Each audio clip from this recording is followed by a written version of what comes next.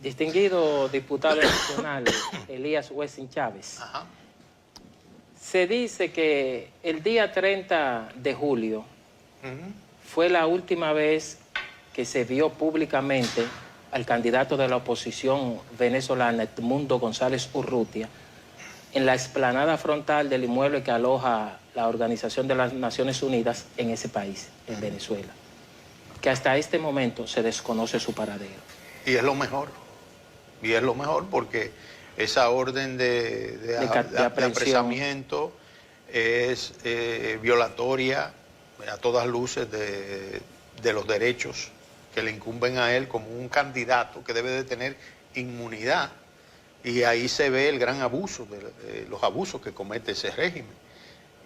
Mire, con relación a la incautación de ese avión, que se dice que forma parte de una flotilla de aeronaves de uso personal de Nicolás Maduro, el expresidente Donald Trump y aspirante a la presidencia de los Estados Unidos de Norteamérica se pronunció contrario a lo que ha sido el discurso de las autoridades norteamericanas, diciendo como que esto era un adefesio de parte de los norteamericanos, que con los contratos que existen en materia petrolera entre los Estados Unidos y Venezuela, Maduro podría adquirir los recursos para comprar otra aeronave más moderna. ¿Qué opinión le merece? No, esa es una crítica, yo diría que es real y se debe al debate que se está escenificando en los Estados Unidos ahora mismo, donde en noviembre va a haber elecciones, pero creo que tiene mucha razón Trump cuando dice eso, porque por un lado se pronuncian criticando el régimen, y por otro lado entonces les renuevan los contratos petroleros. O sea que realmente ahí hay una doble moral. Yo pienso que lo conveniente sería, y es algo, un pensamiento particular mío, y una idea particular mía y de mucha gente, lo ideal sería que Trump ganara esas elecciones.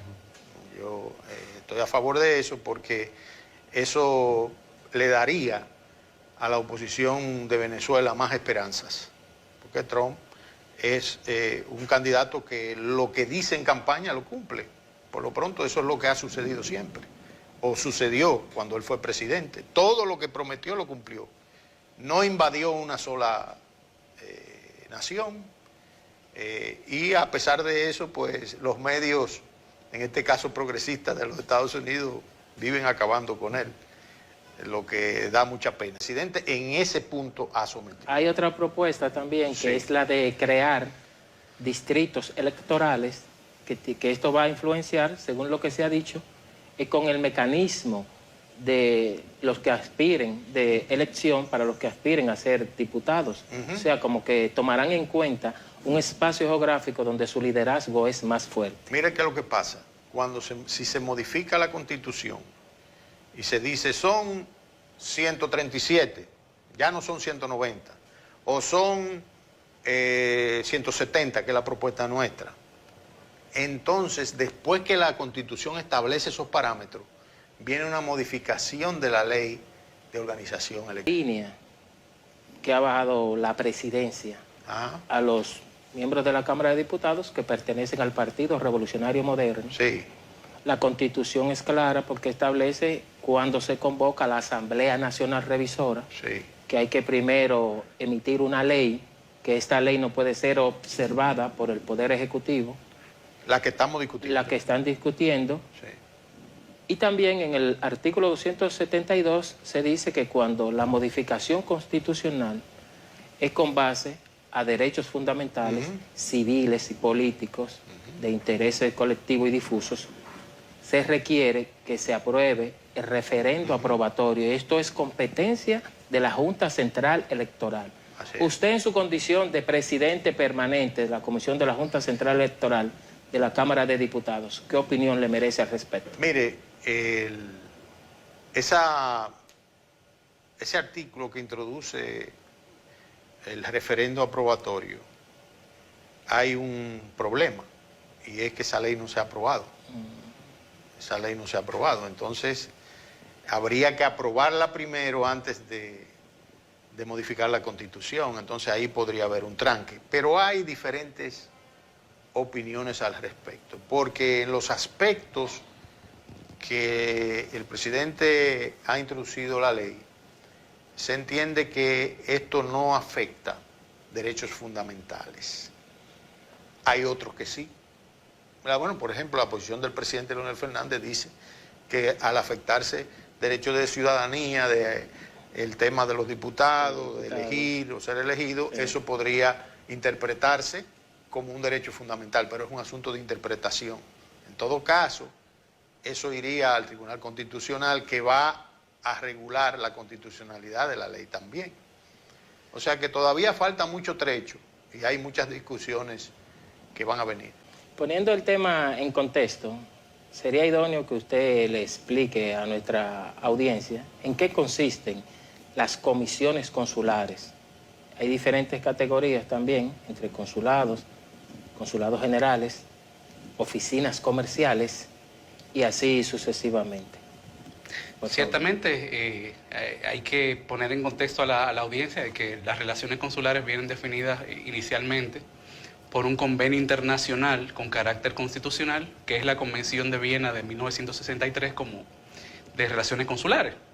Esta convención o este convenio internacional es el que establece o define cómo se establecen las relaciones consulares, cuáles son las categorías de oficinas, cuáles son los jefes de estas misiones, define los tipos de consulados, así como también establece todo un régimen de privilegios, inmunidades, que le corresponden a estos funcionarios y a estas oficinas consulares, así como una serie de privilegios también en el orden de exención de impuestos. Entonces, en ese sentido, inicialmente los consulados se clasifican en dos: consulados rentados y consulados honorarios. Los consulados rentados son aquellos en que, por ejemplo, sus funcionarios consulares, sus cónsules, vicecónsules reciben un salario, reciben una dotación, etc. Mientras que en los consulados honorarios, estos funcionarios no reciben un salario, sino más bien mantienen la oficina y se mantienen del cobro de los trámites que realizan como consulado honorario. Los colaboradores que desempeñan sus tareas en los distintos consulados son de carrera con relación a la Ley 4108 de República Dominicana de Administración Pública, porque vemos que cuando se designa un cónsul o un vicecónsul, ya sea de manera definitiva o interina, es a través de un decreto presidencial. Así es. ¿Cómo funciona esto? Así es. Bueno, básicamente estos funcionarios originalmente, que eran funcionarios inicialmente de libre nombramiento y remoción, nombrados por el presidente, como tú bien señalas, muchas veces se estipulaba que eran casi siempre políticos, eran designaciones políticas, pero con la ley nueva, la ley 630-16 del Servicio Exterior y Ley Orgánica de la Cancillería, se ha venido haciendo un desmonte gradual por año en el cual